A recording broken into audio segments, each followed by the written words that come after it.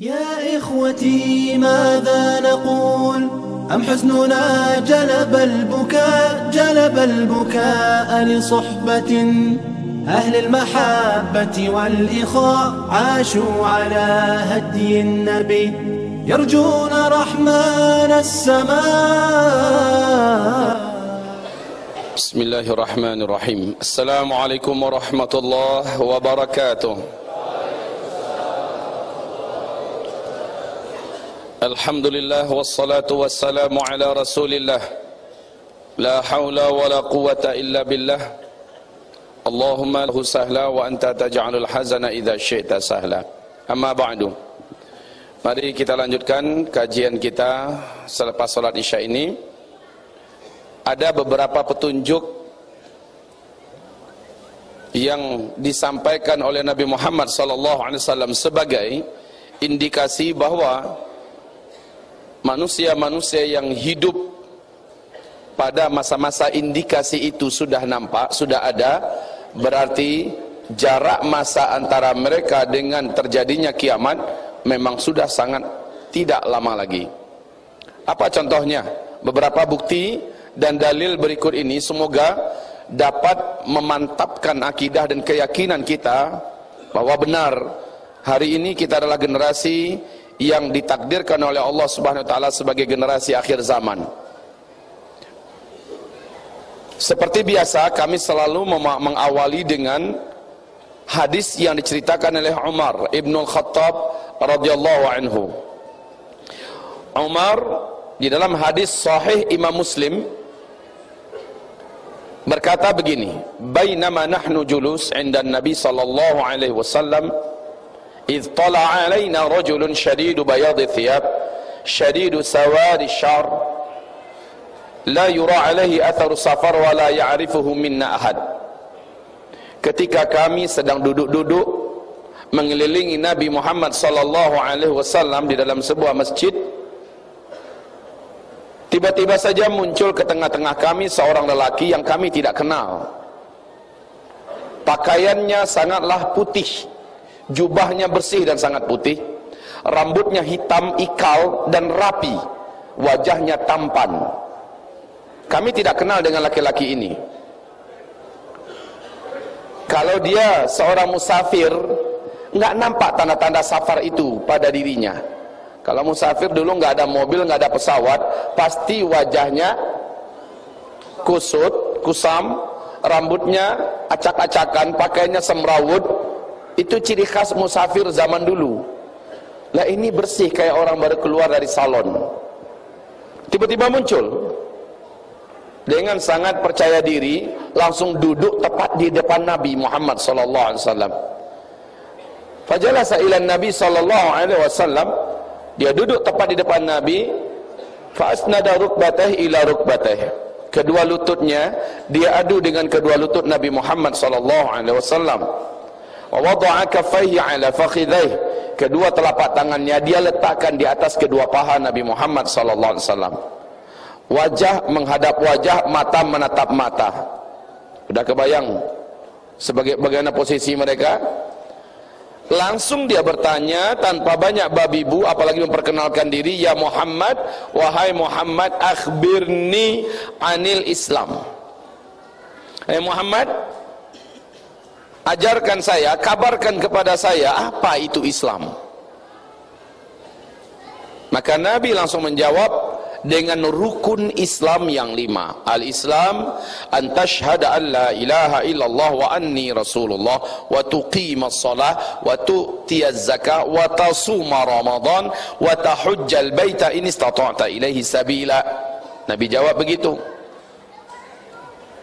Para ulama ahli hadis dan ahli fikih sepakat mengatakan hadis ini adalah dalil tentang rukun Islam yang 5 itu. Dari sini dalilnya. Setelah Nabi menjawab demikian, apa kata laki-laki tersebut? Shadaqta, jawaban engkau benar. Apa kata Umar berikutnya? Fa'ajibna lahu yas'aluhu wa yusaddiquhu. Kami heran dengan laki-laki ini. Dia yang datang, dia yang bertanya, dijawab Nabi, dia yang membenarkan jawaban Nabi. Ini orang siapa? Dia bertanya lagi, akhbirni anil iman. Hai Muhammad, kabarkan kepadaku tentang iman. Apakah itu iman? Kali ini Nabi menjawab dengan rukun iman yang 6. Al-iman an tu'mina billah wa malaikatihi wa kutubihi wa rusulihi wal yaumil akhir wal qadari khairihi wa syarrihi. Sekali lagi, setelah Nabi menjawab begini, laki-laki ini berkata, shadaqta. Bagus, jawaban yang ini juga tepat. Dia bertanya lagi, akhbirni anil ihsan. Kabarkan kepadaku, hai Muhammad, apa itu ihsan? Maka Nabi menjawab, an ta'budallah ka'annaka tarah, fa in lam takun tarah fa innahu yarak. Ihsan itu adalah engkau di dalam hidup ini beribadah kepada Allah seolah-olah engkau sedang melihat Allah. Fa in lam takun tarah fa innahu yarak. Jika engkau tidak sampai ke level itu, jika engkau tidak sanggup seperti itu, maka dalam hidup ini engkau beribadah kepada Allah sementara engkau yakin Allah sedang melihat ke arah engkau. Ini yang ihsan. Orangnya muhsin. Tadi ditanyakan tentang Islam, orangnya muslim. Ditanyakan tentang iman, orangnya mukmin. Ditanyakan tentang ihsan, orangnya muhsin. Ini level tertinggi. Coba saja lihat, kalau ada tukang bekerja, sementara dia kerja, dia sangat yakin bahwa dalam bekerjanya itu dia melihat tuan yang memesan kerjaan dia. Si tukang ini tahu bahwa dia sedang melihat tuannya bekerja. Tentu dia bekerja hati-hati dan lebih baik, lebih maksimal. Kalau nggak sampai ke tingkat dia bisa langsung melihat tuannya, setidak-tidaknya dia yakin pekerjaannya langsung dipantau oleh tuannya, pakai CCTV dari seluruh penjuru, maka pasti juga kerjaannya tetap terbaik. Betul tidak? Maka beribadah dalam hidup ini juga kayak gitu. Seorang muhsin levelnya di atas mukmin, mukmin di atas muslim. Baik, kita lanjut kepada hadis ini tadi. Laki-laki ini bertanya tentang mata sa'ah. Langsung to the point, Pak. Ini tema kita. Mata sa'ah. Hai Muhammad, kapan kiamat? Engkau sesumbar di mana-mana cerita, nakut-nakutin orang banyak. Kiamat udah dekat, kiamat udah dekat. Kami mau tanya secara pastinya. Kapan pastinya kiamat itu akan terjadi? Nah, ini jawaban Nabi Muhammad menjadi akidah kita sampai akhir zaman. Jawaban Nabi adalah mal mas'ulu anha bi'a'lama minas sa'il. Untuk pertanyaan yang ini, orang yang ditanya tidaklah lebih tahu daripada orang yang bertanya. Aha, para sahabat udah mulai paham nih. Ini kayaknya bukan orang biasa. Nabi sendiri mengatakan, tidaklah yang ditanya lebih tahu daripada yang bertanya. Mungkin ente lebih tahu daripada aneh. Aneh kagak tahu sama sekali. Baik kaum muslimin, hamba-hamba Allah yang kami muliakan, ini akhirnya menjadi akidah buat kita semua. Sepakat, para ulama ahlus sunnah wal jamaah sepakat mengatakan, tidak ada satupun manusia di muka bumi ini sampai kiamat yang tahu kapan tepatnya kiamat akan terjadi. Awas, ini jadikan akidah kita. Dan dengan ini juga kita sepakat menolak mentah-mentah setiap adanya ramalan kiamat. Kiamat terjadi pada tanggal 12 bulan 12 tahun 2012. Dulu heboh kan? Itu kita tolak mentah-mentah. Siapapun yang menyampaikannya, Pak, sehebat apapun, karomahnya Masya Allah, saktinya wallahi Allahu a'lam, berlari di atas laut, bisa berjalan di atas awan, berbicara dia di sini di New York langsung mendengarkan suaranya tanpa handphone, tanpa alat-alat, nggak mempan oleh senjata tajam, tidak luka oleh peluru, tidak basah oleh air, tidak terbakar oleh api. Allahu Akbar. Al-Quran jangan ditanya, dalam kepalanya semua. Semua kitab kuning di dunia ini hafal oleh dia semua, sampai ke halaman-halaman dan barisnya, titik komanya hafal semua. Masya Allah, kalau dia berbicara petir keluar dari mulutnya. Jenggotnya saking hebatnya, putih panjangnya sampai ke Jakarta.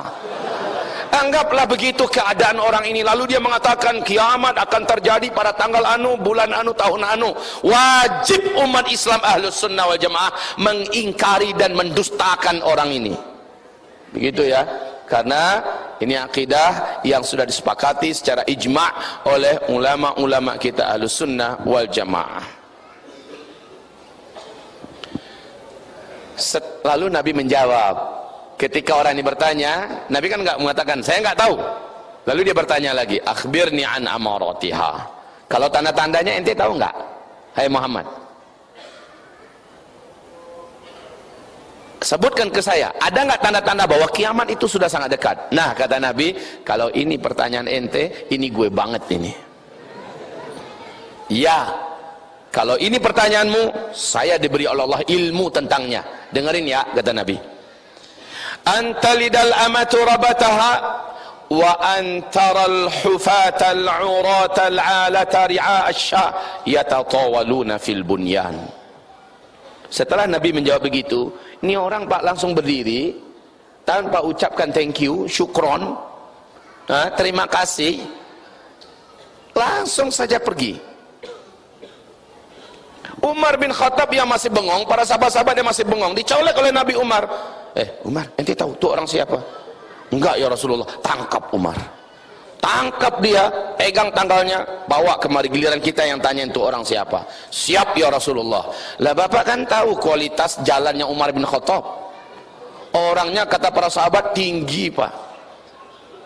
Jalan satu langkah Umar itu hampir 2 kali langkahnya para sahabat. Sehingga dalam riwayat para sahabat mengatakan kalau Umar naik ke atas 1 ekor kuda perang, kuda yang udah dewasa, kalau Umar naik ke atas 1 ekor kuda perang yang dewasa, kedua telapak kakinya dia tidak letakkan di stirap, tempat letakkan kaki itu, dia biarkan bergelantungan begini. Kudanya jalan, 2 ujung kaki Umar ini bisa membuat garis di jalan itu. Bayangkan tingginya Umar gede. Kebayang Pak? Masya Allah, dengan cepat Umar sigap mengejar tuh orang. Lah itu kan Madinah Pak, beda dengan kita. Kalau di Bandung nih pas keluar banyak gang-gang jajalan tikus ya kan, orang langsung bisa hilang, betul tidak? Lah ini masih banyak gurun sahara non luas. Udah nyampe sana celingak, ingin celingak Umar sana kemari nggak nampak. Umar balik dengan lesu ngadep ke Rasulullah, ya Rasulullah, he's gone.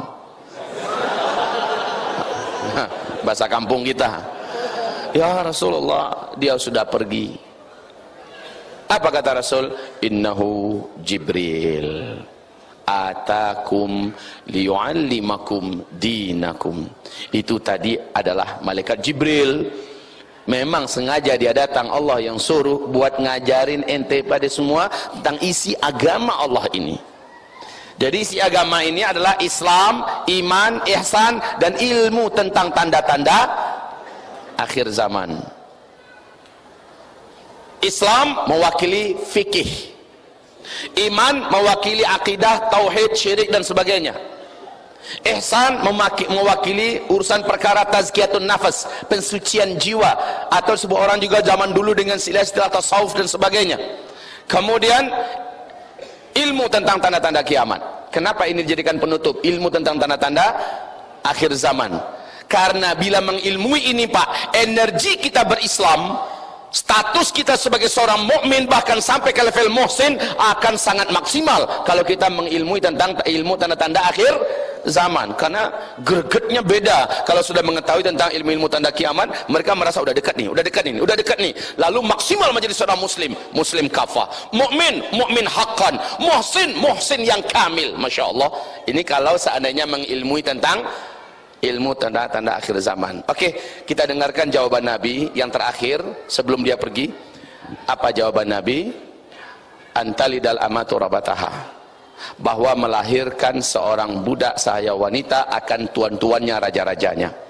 wa antaral hufatal uratal alata ri'a asyah yatatawaluna fil bunyan. Jika engkau nanti hidup menemukan suatu zaman, orang yang hidup pada zaman itu sebelumnya mereka kere-kere, miskin-miskin, mereka hanya penggembala ternak, saking miskinnya mereka tidak sanggup membeli alas kaki, tidak bersendal Pak, tidak pakai sepatu, dan bahkan telanjang dada saking kerenya. Yatatawaluna fil bunyan, tiba-tiba saja mereka menjadi kaya raya dan sangat berkuasa. Lalu mereka berlomba-lomba dan berbangga-bangga membangun gedung-gedung yang tinggi-tinggi. Jika zaman itu sudah engkau temukan, kata Nabi, maka jarak masa antara engkau dengan kiamat sudah sangat-sangat dekat. Isyaratnya kayak gitu. Jika zaman itu sudah engkau temukan, jarak antara engkau dengan kiamat sudah sangat-sangat dekat. Ini hadis riwayat siapa tadi?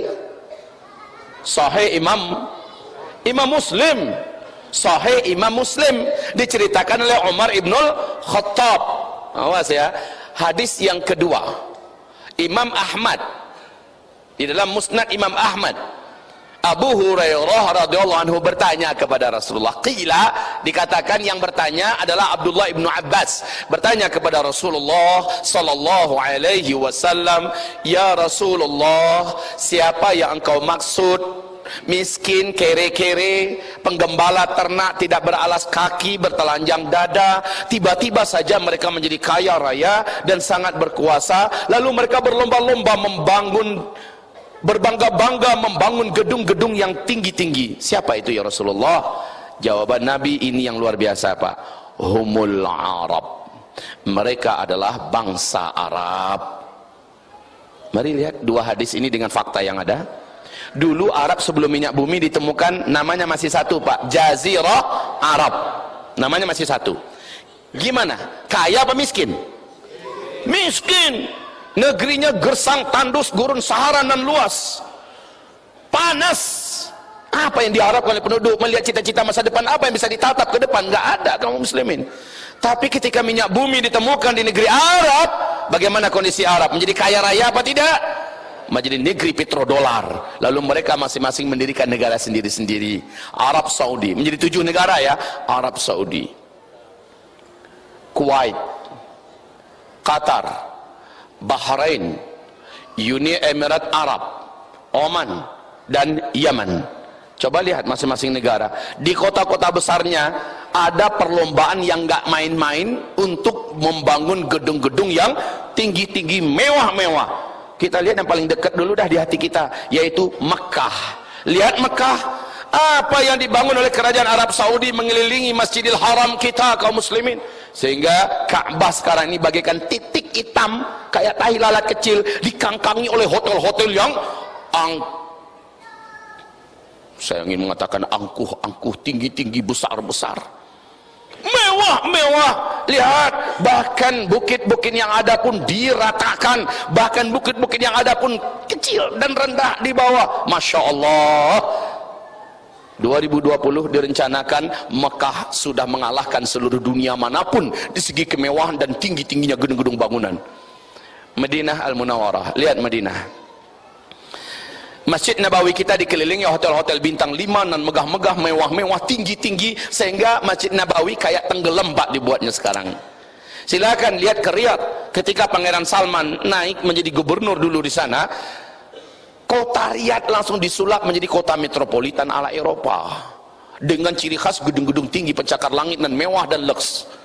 Silakan lihat ke Kuwait, kalau Bapak ingin datang ke negara yang lain, tetangganya Kuwait. Kuwait, Masya Allah, Bapak akan lupa kalau Bapak sedang ada di Arab Pak. Kalau Bapak datang ke Kuwait, ke kota Kuwaitnya, ya Allah ya Rabb, ini Arab apa mana ya? Silakan lihat ke Abu Dhabi. Abu Dhabi, orang mengatakan surga dunia hari ini bukan di Paris, bukan di Swiss, bukan di Amerika, bukan di Eropa, bukan di mana-mana, tetapi Abu Dhabi. Semua kemewahan dan kekayaan sangat-sangat nampak di Abu Dhabi hari ini. Kalau ada rezeki pergi umroh, sengajakan naik pesawat yang transitnya lama di Abu Dhabi, di atas 10 jam Pak. Nanti ada fasilitas diajak jalan-jalan keliling kota Abu Dhabi gratis. Lihat kota sebelahnya lagi, Dubai. Dubai, aduh jangan ditanya masalah Dubai kaum muslimin.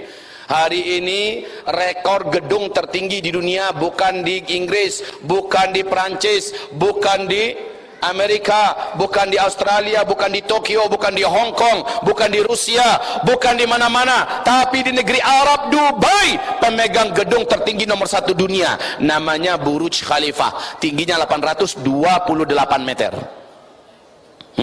Masya Allah. Apakah perlombaan membangun gedung-gedung tinggi menjulang langit ini udah selesai? Belum. Sekarang di tepi Laut Merah di kota Jeddah sedang berlangsung pembangunan gedung tertinggi nomor 1 dunia yang akan mengalahkan rekor gedung tertinggi nomor 1 di Dubai.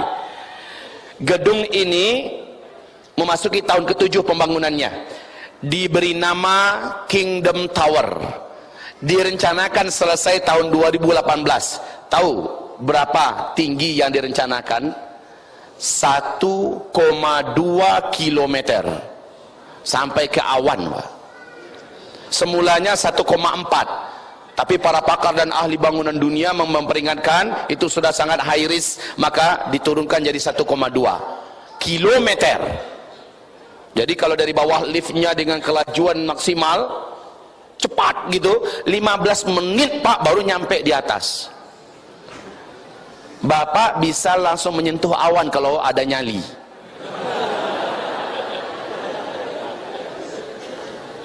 Direncanakan 2018 selesai, dibangun oleh orang terkaya nomor 5 dunia, Pangeran Al-Walid bin Talal.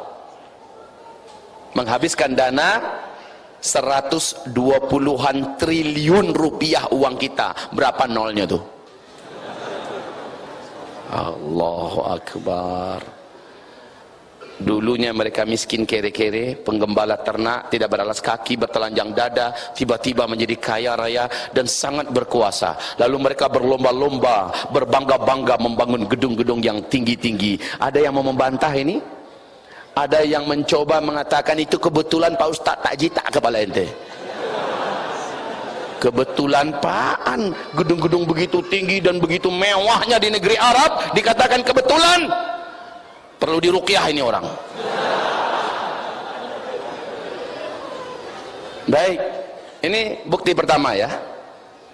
Oh, ada yang nyampaikan ke kita, Pak Ustaz, kayaknya memang masih lama kiamat Pak Ustaz. Masih lama Pak Ustaz. Dari mana masih lamanya? Begini Pak Ustaz, kan ada hadisnya dari Nabi Muhammad SAW, selama di bumi ini masih tersisa 1 orang saja yang masih ada iman kepada Allah, walaupun dia nggak sholat, nggak bayar zakat, nggak puasa, berzina kemana-mana, minum-minum, macam-macam kejahatan dan dosa. Imannya cuma sekadar dia yakin Allah ada, dia yakin Allah itu gaib, Allah itu maha ahad, dan dia bisa melafazkan kalimat Allah. Kata Rasul, selama masih ada 1 orang yang kayak gitu di bumi ini, yang lain udah pada nggak ada, umpamanya masih ada 1 orang kayak gitu, Allah masih menunda lagi kiamat 40 tahun lagi. Lah Pak Ustadz, kita kan sekarang 1,7 miliar Pak Ustadz, berarti kan lama lagi itu kiamat. Ya begitu kan? Kita jawab, alhamdulillah yang dengarkan ceramah kita pasti tahu jawabannya apa. Ternyata Nabi Muhammad sallallahu alaihi wasallam menyebutkan tidaklah akan terjadi kiamat sampai muncul terlebih dahulu 10 tanda-tanda besarnya, dan 10 tanda besar kiamat ini bila satu sudah muncul dengan sangat dekat waktunya dan sangat cepat jaraknya. Yang kedua, yang ketiga menyusul lebih cepat lagi. Yang keempat, kelima, harazatun manzumatun fi silk yuqta'u silkun yatba'u ba'daha ba'da. Hadis ini diriwayatkan oleh Imam At-Tirmidzi. Hadis ini dinyatakan sahih menurut syarat Bukhari dan syarat Imam Muslim. Ibarat Allah apa artinya? Harazatun manzumatun fi silkin yuqta'u silkun yatba'u ba'daha ba'da. 10 tanda besar kiamat itu seperti 10 butir-butiran marjan. Yang satu butir marjan ini di ruang tengahnya ada ruangan yang kosong, dapat ditembus dan dimasuki oleh tali. Lalu antar satu butir dengan butir yang lain terhubung oleh tali di tengah-tengahnya. Bagian bawah dikasih simpul silk. Akhirnya tertahan nggak 10 butiran itu karena ada simpul ini? Iya. Yuqta'u silk. Ketika simpul itu digunting, diputus, apa yang terjadi, Pak? Meluncur nggak yang pertama? Yang kedua gimana? Lama atau cepat? Cepat. Yang ketiga, ya begitu, yatsba'u ba'duha ba'dha, akan mengikuti sebagiannya akan sebagian yang lain. Kalau yang pertama sudah keluar, yang kedua langsung nyusul, Pak, nggak pakai lama. Jangan berpikir jaraknya 1000 tahun, 100 tahun, 10 tahun, enggak, kaum muslimin. Nanti dengarkan penjelasan kita. Maksimal jaraknya paling lama hanya 3 tahun, kemudian muncul tanda besar kiamat yang kedua.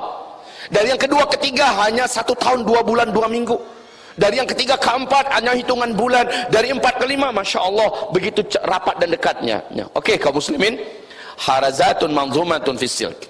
Nah, masalahnya ternyata 10 tanda besar kiamat ini, waduh, papan tulis kita. Ini sebenarnya bukan level pengajian kita. Tapi kita nikmati karena ini ada, kita syukuri. Ya, kan pembesarnya ada itu. Jadi kalau yang jauh-jauh nggak bisa melihat kemari, tolong dilihat ke slide kita. Biasanya, Pak, yang paling saya suka itu 1 lembar whiteboard. Kalau bisa 2, bagus. 1 lembar itu kayaknya menengah lah, cukup. Tapi kalau sebesar ini, maka saya kondisikan dan saya sesuaikan ya. Tulisan saya disesuaikan dengan besarnya papan tulis kita. Tolong yang lain yang di belakang-belakang, zoomnya juga dipindahkan nanti ke whiteboard. Perhatikan kaum muslimin, ada 10 tanda besar kiamat. Ini umat Islam, umat Nabi Muhammad hanya diizinkan Allah menyaksikan 7 saja kejadiannya. 7 saja umat Islam ini. Kejadian tanda besar kiamat yang ke-8, ke-9, ke-10 orang Islam sudah tidak ada di muka bumi ini. Ada apa? Mari kita lihat. Tanda besar kiamat yang pertama,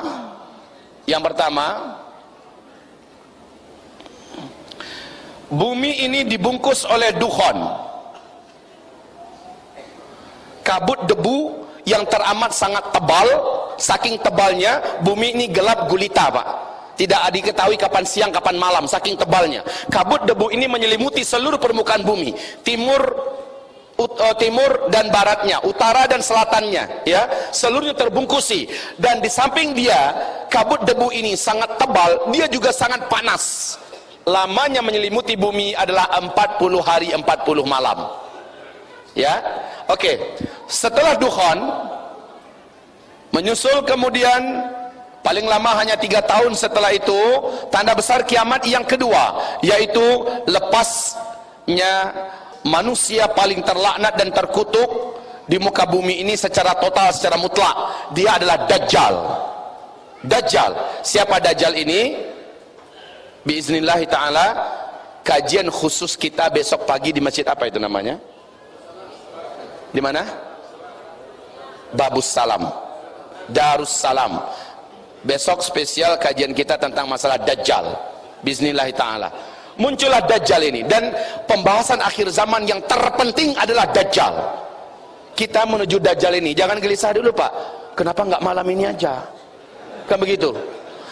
Lihat saja nanti, menuju Dajjal ini, kedukhon saja pembahasan kita mungkin sudah habis waktu kita nanti. Sampai mungkin kira-kira jam 9.30 atau jam 10. Dajjal, di YouTube ada kajian saya di MRBJ, di Masjid Raya Bintaro Jaya, itu lebih 2,5 jam, Pak, khusus masalah Dajjal saja. Jadi besok yang sudah punya kitab ensiklopedia akhir zaman, zikir akhir zaman, tolong dibawa. Nanti saya akan semi bedah kitab namanya, ya. Yang sudah punya kitab ini tolong dibawa. Yang belum, malam ini ada disediakan di luar sana. Kita besok membahas masalah Dajjal. Oke, Dajjal ini nggak lama. Ketika dia lepas, umurnya hanya diizinkan oleh Allah 1 tahun 2 bulan 2 minggu. Lalu Dajjal tewas. Loh, emang ada yang sanggup membunuh Dajjal? Ada. Siapa? Ini yang saya katakan tadi, anti Dajjal. Satu-satunya makhluk di alam ini dari kalangan anak cucu Adam yang mampu melawan Dajjal adalah manusiawi keempat yang Allah angkat ke langit, Isa alaihi salam. Nanti ketika beliau diturunkan, hanya beliaulah yang mampu mengatasi Dajjal. Kemudian Nabi Isa alaihi salam setelah membunuh Dajjal, Isa dan Imam Al-Mahdi menghabisi orang Yahudi di muka bumi ini sehabis-habisnya. Dan itu nggak lama, Pak, nggak pakai lama. Nabi Isa alaihissalam dan Imam Al-Mahdi. Al-Mahdi di mana ya? Al-Mahdi di sini. Setelah Dukhan, muncullah tokoh legendaris umat Islam akhir zaman, keturunan kandung Nabi Muhammad SAW, pemersatu umat Islam satu bumi ini, dan yang membalikkan keadaan bumi menjadi 180 derajat. Dia adalah Muhammad bin Abdullah Al-Mahdi.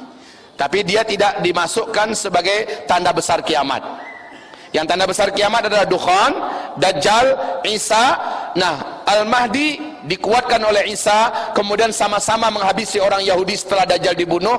Setelah itu muncullah fitnah dan tanda besar kiamat yang keempat. Ini yang paling berat. Banyak manusia yang berpindah dari alam dunia ke alam barzakh oleh tanda besar kiamat yang keempat ini. Apa yang terjadi? Lepasnya bangsa paling terkutuk, yang jumlahnya kata Nabi, jumlah mereka saat itu 1000 orang manusia, 999-nya adalah mereka. Satu orang yang kamu. Makanya Nabi Isa sendiri Allah suruh lari, hai Isa. Al-Mahdi disuruh Allah lari, sembunyi. Nah, kaum muslimin, gimana cara melawan kelompok dan bangsa yang paling menghabiskan, menghancurkan ini? Nggak ada caranya. Nggak usah angkat senjata melawan mereka. Disuruh oleh Allah sembunyi, lari. Siapa mereka? Allah ceritakan dalam surat Al-Kahfi, namanya Ya'juj dan Ya'juj dan Ma'juj. Ya'juj Ma'juj ini hanya Allah sendiri yang menghabisi mereka. Bumi ini dipenuhi oleh bangkai Ya'juj dan Ma'juj, serentak mereka mati. Busuk bakteria dan kuman yang sangat ganas berterbangan. Bahkan kata Rasulullah, burung-burung bangkai pun ketika berusaha menukik ke bumi mampus oleh karena kuatnya bakteri-bakteri Ya'juj dan Ma'juj ini. Setelah mereka semua mati, tidak ada yang sanggup menguburkan bangkai Ya'juj dan Ma'juj. Lalu Allah Subhanahu wa taala mendatangkan dari langit yang terang benderang burung-burung yang sangat banyak. Saking banyaknya dan berlapis-lapis burung itu dari langit, Pak, sampai-sampai bumi ini yang terang benderang siang hari mendadak langsung gelap gulita seperti tengah malam, Pak. Tidak ada satupun cercah cahaya matahari yang tembus. Saking banyaknya jumlah burung itu menukik menuju bumi. Kata Rasulullah, besarnya burung itu adalah lehernya saja mirip dan sama besarnya dengan leher onta. Kebayang? Seperti apa kira-kira burung itu? Banyaknya sampai-sampai langit jadi gelap. Tidak ada cahaya matahari yang tembus ke bumi, saking banyaknya, dan burung itu menukik ke bumi. Setiap burung mengangkat bangkai dan jasad Ya'juj Ma'juj, dibawa pergi. Pertanyaan kita, di manakah burung-burung sebanyak itu dan sebesar itu bentuk tubuhnya Allah sembunyikan sekarang? Dan bangkai-bangkai Ya'juj Ma'juj yang dibawa oleh burung ini dibawa kemana oleh burung-burung tersebut? Ini pertanyaannya. Maka jawaban terilmiah yang tidak terbantahkan untuk kita semua adalah entah. Kalau orang beriman menjawab Allahu a'lam. Jadi nggak ada lagi pertanyaan setelah itu. Di mana sekarang Pak Ustadz? Kemana dibawanya bangkai Ya'juj Ma'juj? Jawabannya entah. Allahu a'lam. Khalas. Ya, kenapa demikian? Dalil tentang burung itu datang ada, hadisnya kuat dan sahih. Tapi di mana burung itu sekarang? Kemana bangkai-bangkai ini dibawa? Nggak ada dalilnya. Jadi nggak usah dikorek-korek, nggak usah ditanyain. Alhamdulillah, mudah-mudahan jawaban yang ilmiah barusan ini membuat kita semuanya tidak ingin bertanya lagi. Betul? Ya'juj Ma'juj selesai. Selepas Ya'juj Ma'juj, kaum muslimin, umat manusia hidup dalam kedamaian yang paling sempurna. Gambaran dari Nabi bagaikan hidup dalam surga dunia. Nggak pernah orang hidup sedamai itu, seaman itu. Di masa-masa itulah terjadi tanda besar kiamat yang kelima, matahari terbit dari sebelah barat. Saya singkat saja dengan MTB, matahari terbit dari sebelah barat. Syekh Imran Hussein, salah seorang pakar dan pengkaji tentang fenomena akhir zaman, beliau sangat hobi mentakwil-takwilkan hadis-hadis fitan, hadis akhir zaman. Beliau mengatakan matahari terbit dari barat itu maksudnya bukan matahari yang menerangi bumi ini yang terbit dari barat, tapi yang dimaksud adalah Islam nanti bangkit dari Eropa dan dari Amerika. Coba aja lihat sekarang katanya, bagaimana maraknya Islam di sana tumbuh bagikan cendawan di musim hujan. Ke depan Islam akan bangkit dari Eropa, dari Amerika. Ini kata beliau, Syekh Imran Hussein, saya selaku orang dhaif dan fakir ilmu ini, tanpa mengurangi rasa hormat kepada Syekh Imran Hussein, saya membantah itu mentah-mentah. Kenapa demikian? Di dalam hadis sahih Imam Muslim kan sallallahu alaihi wasallam, fisik matahari yang menerangi bumi saat ini nanti di akhir zaman akan dipanggil oleh Allah, lalu dia meninggalkan posisinya dan dia berada di bawah arasy dan sujud kepada Allah Subhanahu wa taala. Kalian yang ada di muka bumi merasakan malam yang sangat panjang seperti 3 malam berturut-turut. Kemudian Allah perintahkan matahari, kembalilah engkau ke tempat semulanya engkau berada dan muncullah dari tempat biasanya engkau tenggelam, yaitu dari sebelah barat. Ketika itu matahari terbit dari sebelah barat. Sejak itu manusia yang ingin taubat sudah tidak diterima lagi taubatnya, orang-orang yang ingin masuk Islam sudah tidak diterima lagi Islamnya. Al-Quran sejak hari itu sudah tidak ada lagi di muka bumi ini. Coba pinjamkan Al-Quran. Rasulullah bersabda, di malam yang panjang ketika matahari di bawah arasy, ya, di malam yang panjang itu Al-Quran yang ada di muka bumi Allah angkat seluruhnya. Ketika matahari terbit dari sebelah barat, orang-orang yang masih menunda-nunda taubat, masih ada beberapa orang menunda-nunda taubat, melihat matahari terbit dari barat, barulah dia yakin dan dia ingin taubat. Allah sudah tutup pintu taubat. Orang-orang yang baru ingin masuk Islam, Allah sudah tidak menerima lagi pernyataan dan keinginan Islam itu. Dan manusia berlari menuju Al-Quran. Pada saat itu kata Rasulullah SAW, Al-Quran sudah tinggal kertas-kertas putih yang sudah tidak ada ayat-ayatnya lagi. Hilang, diangkat semua oleh Allah. Bahkan orang yang di tenggorokannya dan di dadanya ada Al-Quran, di tenggorokannya ada Al-Fatihah, seluruhnya sudah diangkat. Nggak hafal lagi, padahal dia sangat lancar baca Al-Fatihah. Hafal Al-Quran 30 juz, jadi hilang semuanya. Masya Allah. Nih kaum muslimin, yang unik Nabi mengatakan tinggal kertas-kertas putih yang tidak ada tulisan ayatnya. Unik, zaman Nabi ada kertas nggak? Kan zaman ini yang ada kertas putih yang kayak gini kan. Al-Quran kan di sini letaknya. Nabi mengisyaratkan nanti kembali menjadi lembaran-lembaran putih yang tidak ada lagi tulisan ayat-ayatnya. Allah angkat di malam yang panjang itu. Setelah matahari terbit dari barat, begitu kondisinya, matahari hanya terbit setengah hari saja, pap, sampai di tengah. Rasul bersabda, kemudian Allah perintahkan dia kembali bergerak menuju ke arah barat dan tenggelam seperti biasa di barat. Besok subuhnya, ya, matahari terbit seperti biasa di sebelah timur. Di waktu duha terjadilah tanda besar kiamat yang ke-6. Coba dekatnya jarak, ya. Terjadilah tanda besar kiamat yang ke-6. Dan tanda besar kiamat yang ke-6 ini Allah ceritakan di dalam Al-Quran surat An-Naml ayat 82. Dari, ini bukan dongeng loh Pak, ini Al-Quran yang menceritakan. Dari dalam perut bumi Allah munculkan seekor binatang raksasa berkaki banyak. Binatang ini dapat berbicara dengan bahasa manusia, membawa tongkat Nabi Musa dan cincin Nabi Sulaiman. Binatang ini Allah sebut dalam Al-Quran dengan nama Dabbatul Ardi. Dia muncul di 3 tempat yang berbeda. Kemunculannya yang ketiga adalah dari dalam perut bumi kota Mekah. Dia memberi tanda kepada manusia-manusia yang hidup.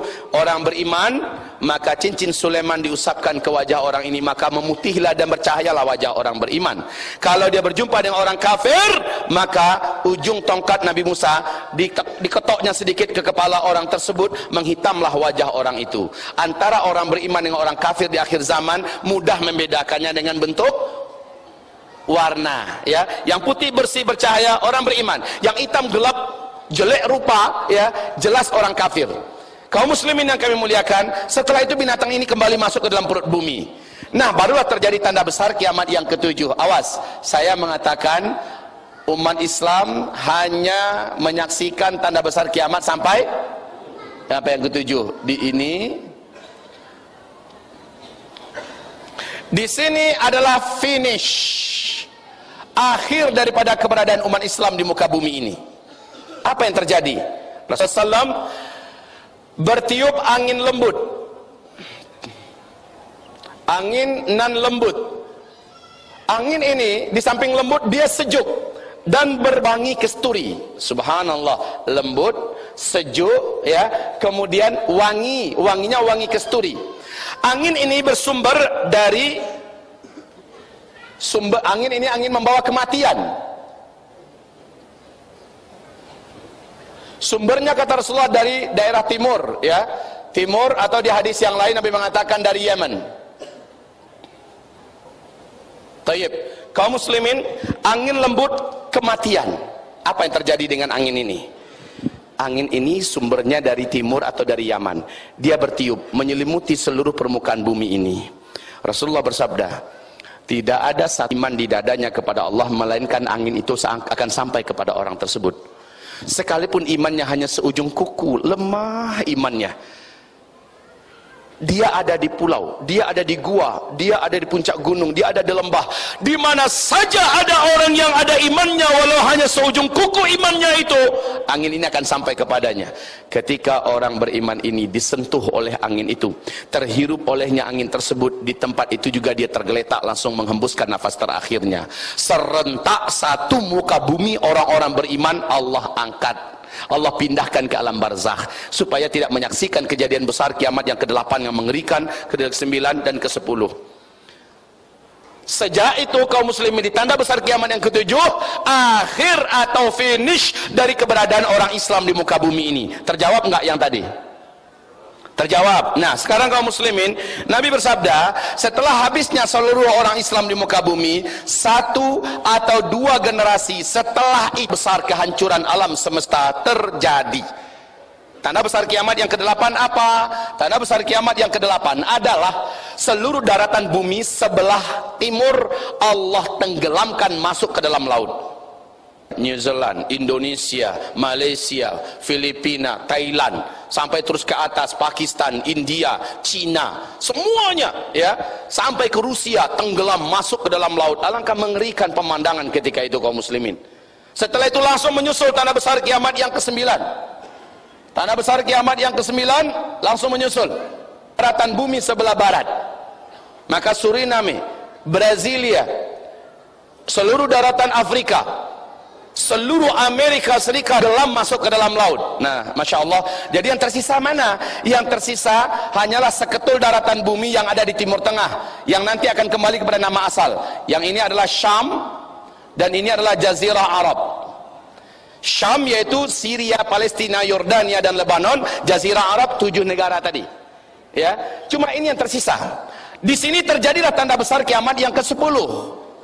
Tanda besar kiamat yang ke-10 kata Rasulullah, ini lihat, dari daratan, dari dalam perut bumi negeri Yaman akan muncul api raksasa dari dalam perut bumi Yaman. Api ini setinggi-tinggi gunung dan bukit dan sangat panas, seperti api yang mempunyai lidah-lidah yang ingin mengejar dan menangkap manusia-manusia yang ada.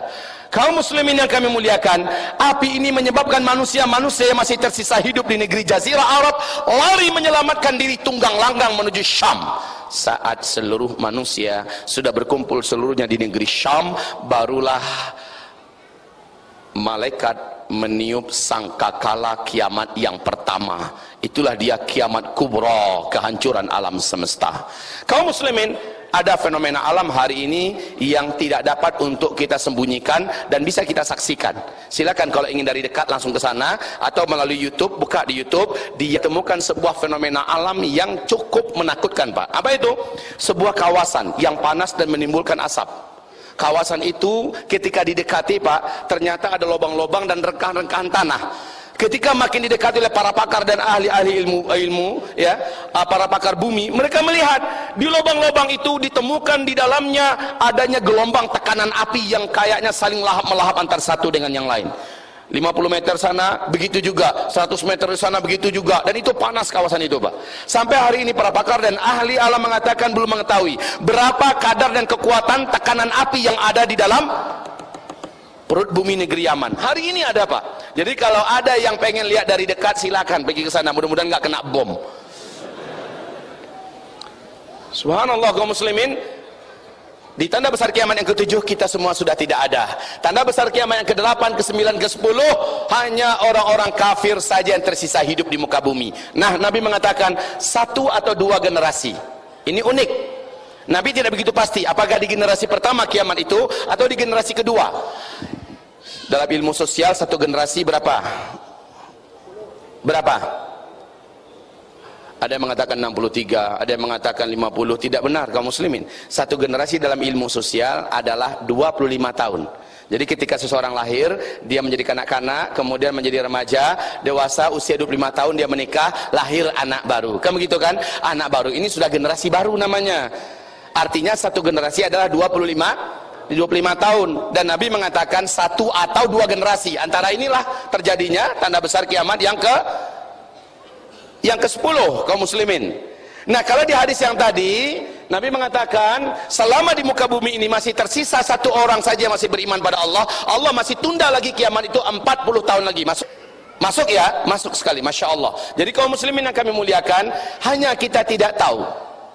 Kita tidak tahu kapankah jaraknya dari kita menuju kemari. Kita tidak tahu, serahkan ilmunya pada Allah Subhanahu wa taala. Yang perlu saya tekankan di sini kepada kita semua, lihat. Ini finish, maka tentu saja ada startnya. Ini start. Ibarat Allah yang kami muliakan, Nabi kita bersabda, sejak beliau diutus sebagai Nabi dan Rasul, di usia beliau 40 tahun, sampai umatnya serentak wafat di muka bumi ini, umat Nabi Muhammad ini akan menghadapi, akan menjalani 5 fase sejarah. Awas, hati-hati, 5 fase sejarah. Dan dari ke-5 fase ini, kita sekarang sudah ada di fase keempat, hampir menuju fase penutup. Apa 5 fase sejarah? Yang pertama,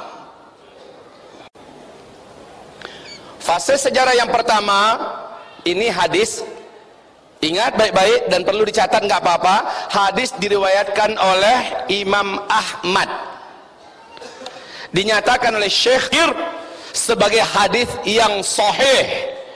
Syekh Ahmad Syakir, seorang ulama dan pakar ahli hadis yang hampir keilmuannya setara dengan Syekh Muhammad Nasiruddin Al-Albani. Sementara menurut Syekh Albani, hadis ini hasan. Taib, kita dengarkan bunyi hadisnya. Takunun nubuwah fikum masyaallah an takun, thumma yarfa'uha Allah idza syaa'a ay yarfa'aha.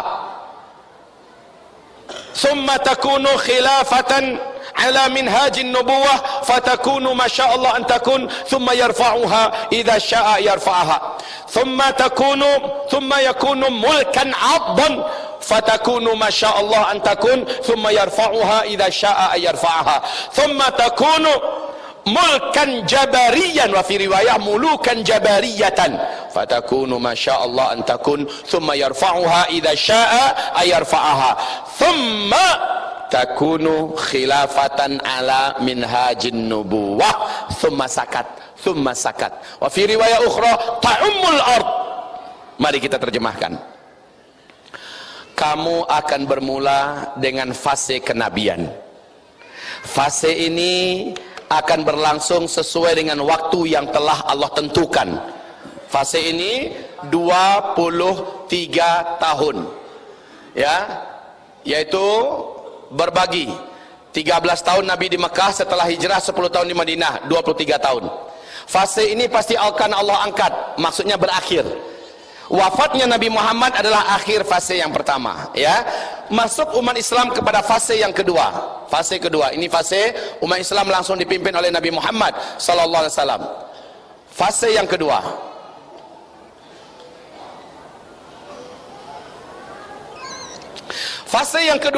khilafah ala minhajin nubuwah. Kalian pada fase yang kedua dipimpin oleh para khalifah-khalifah yang menggunakan sistem dan konsep kenabian 100% copy paste. Seperti apa Nabi Muhammad menjalankan pemerintahan, seperti itu mereka menjalankan pemerintahan. Kaum muslimin yang kami muliakan, fase ini berlangsung 30 tahun. 30 tahun. Inilah fase khilafah dengan konsep kenabian. 30 tahun. Coba masa-masa siapa saja itu? Abu Bakar, Umar, Utsman, Ali, terus udah selesai. Kalau selesai, sampai Ali bin Abi Thalib meninggal dunia syahid, baru 29 tahun 6 bulan. Nabi mengatakan 30 tahun. Kemana yang 6 bulan lagi? Kemana yang 6 bulan lagi? Udah, kalau nggak tahu bilang cepat, nggak tahu. Jangan sok mikir, Pak. Ngabisin waktu aja. Ya, kaum muslimin, kalau dikatakan Allah alam, sejarah udah tahu, berarti kita semua tahu, nggak pakai Allah alam. Ya, kita udah tahu masalahnya, sejarah itu udah tercatat. Nabi Muhammad kan pernah memegang cucunya Hasan bin Ali, sambil memegang siapa namanya? Sini saya. Ini nih, sebesar ginian. Sini, nggak akan dimakan kok, sini aman. Namanya siapa? Yasin wal Qur'anil Hakim. Masya Allah. Ini ibaratnya Hasan dipegang oleh Nabi SAW di hadapan para sahabat. Cucuku ini di tangannya nanti akan bersatu kalimat kaum muslimin yang saat itu sedang terpecah dan terbelah. Nabi sambil memegang Hasan bin Ali. Ya, subhanallah, setelah Ali bin Abi Thalib meninggal dunia, ahlul halli wal aqdi, para ulama dan tokoh-tokoh umat ahlus syura sepakat mengangkat Hasan bin Ali sebagai khalifah berikutnya. Ya, syukron Yasin ya. Jadi bayangannya kayak ginilah. Duduk lagi sayang. Ya. Semoga menjadi hafiz Al-Quran. Semoga menjadi mujahid besar akhir zaman. Amin ya rabbal alamin. Kaum muslimin, sampai di mana? Hasan bin Ali, benar ternyata bijaksananya Hasan ini, cerdasnya Hasan ini luar biasa, Pak. Saat itu umat Islam sedang terbelah menjadi dua kubu besar. Kubu berwala kepada Ali bin Abi Thalib. Kubu atau blok sebelah barat berwala kepada Muawiyah bin Abi Sufyan. Masya Allah. Terjadilah beberapa perang yang tidak diinginkan oleh kita mendengarnya dalam sejarah, dan itu benar-benar terjadi. Kaum muslimin, Hasan bin Ali membuat kesimpulan yang benar-benar menyesuaikan, padahal tidak ada terbayang dari sabda atuknya Nabi Muhammad SAW, tetapi memang itulah yang terinspirasi oleh Hasan bin Ali. Tepat di bulan ke-6 dia menjadi khalifah. Kekhalifahan yang ada di tangannya resmi diserahkannya kepada Muawiyah bin Abi Sufyan yang berpusat saat itu di Damaskus, Syria. Sejak saat itu kalimat kaum mukminin di seluruh negeri, di seluruh dunia kembali menjadi bulat satu. Khalifah mereka adalah Muawiyah bin Abi Sufyan, dan itu tepat di tahun ke-30. Allahu Akbar. Subhanallah. Ya. Jadi kenapa Syiah sakit hati atau hampir-hampir tidak menganggap Hasan bin Ali? Jarang disebut-sebutkan, selalu Husain, betul tidak? Karena mereka dendam kenapa Hasan menyerahkan kekhalifahan kepada Muawiyah. Padahal Rasulullah sudah mengatakan cucuku ini nanti akan mempersatukan kalimat kaum muslimin, dan itu terjadi di bulan ke-6 beliau menjadi khalifah. Supaya paham ini sejarah kaum muslimin. Nah, kaum muslimin yang kami muliakan, berakhir sudah fase ini dengan penyerahan kekhilafahan oleh Hasan bin Ali kepada Muawiyah bin Abi Sufyan. Sejak Muawiyah naik menjadi khalifah, sejak itu Muawiyah merubah sistem. Dan ini tidak diingkari oleh para sahabat-sahabat karena gelarnya tetap khalifah. Undang-undang nomor 1 yang paling tertinggi tetaplah Al-Quran dan Sunnah, ya kan? Ya, ahlul halli wal aqdi tetap ada, ahlu majlis syuro tertinggi tetap ada. Cuma beliau merubah konsepnya apa? Bila meninggal dunia sang khalifah, langsung yang naik menjadi khalifah berikutnya adalah keturunan kandung dari khalifah itu. Ini kan sistem kerajaan, ya. Ini yang disebut oleh Rasulullah SAW dengan mulkan abdan, fase kerajaan Islam yang menggigit. Fase ini ternyata ini yang paling lama, Pak. Di dalamnya ada 3 dinasti. Dinasti Bani Amawiyah atau Umayyah, yang kedua dinasti Bani Abbasiyah, dan yang ketiga dinasti Bani Utsmaniyah atau Khilafah Ottoman. Ya, fase ini menghabiskan masa 1227 tahun. Lama. Ada yang mengatakan 1228. Alah, enggak dianggaplah beda setahun. Fase ini sepakat para pakar dan ahli sejarah mengatakan dah selesai, dah tutup. Kapan? Runtuhnya Khilafah Islamiyah Al-Utsmaniyah di Turki oleh Mustafa Kemal Pasha, pada tanggal 3 bulan Maret tahun 1924. Fase yang ketiga juga telah tutup buku. Umat Islam masuk pada fase yang paling berat, fase fitnah. Ini fase yang terdahsyat kaum muslimin. Perhatikan bagaimana saya membuat gambar. Ya. Ini fase keempat. Fase keempat ini umat Islam tidak dipimpin oleh seorang khalifah pun. Kalau fase pertama Nabi yang memimpin, fase kedua Khalifah Islamiyah dengan konsep kenabian, fase ketiga para khalifah dengan sistem kerajaan, fase kelima nanti di sini, ya. Nah, fase kelima kembali tegak Khilafah Islamiyah. Khilafah Islamiyah persis seperti fase kedua dengan konsep kenabian, ya, ini fase kelima. Berarti ada fase di mana umat Islam tidak memegang lagi tampuk kepemimpinan di muka bumi. Umat Islam di fase ini menjadi pecundang.